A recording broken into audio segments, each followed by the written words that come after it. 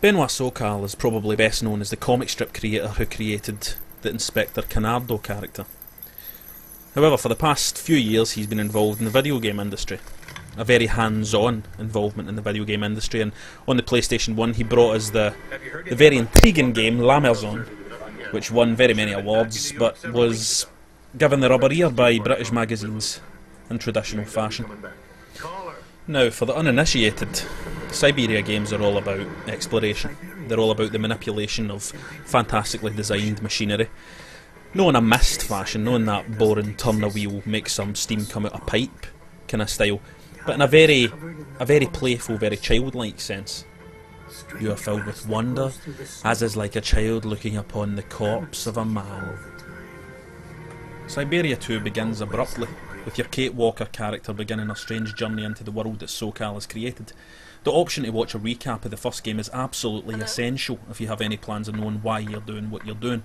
Of course, you should probably just play the first game, as good as it is. A point-and-click adventure game at heart, Syberia II thankfully doesn't expect you to solve many problems of the bizarrely illogical combined plastic cactus with baby's nappy variety. All the minor puzzles are simplistic and logical, while the more confusing quandaries usually involve tinkering with gloriously realised machinery and fancy wee automatons that make me want to use the word delightful for the first time in my life. Negative points are few if you're a fan of the slow-paced, thoughtful adventure game. If your point-and-click tastes lean more towards the grim Fandango, Sam and Max Day of the Tentacle type of thing, then you might want to stay away. But if you have a little patience and appreciate the charm that an artist can bring to video games, get your winter gear on. Syberia II is out now in the UK.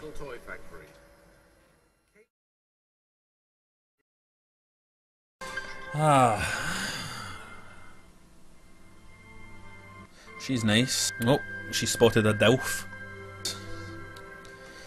Old broken sword. Old PlayStation, get it out, turn it on. Your old PC, turn it on. Slap in the old broken sword. Don't do what I did. Don't make the mistake of getting the Game Boy Advance version because it's got a crippling bug in it that will destroy your game progress. That's unforgivable. And I love the thought of playing point-and-click adventure games on a handheld.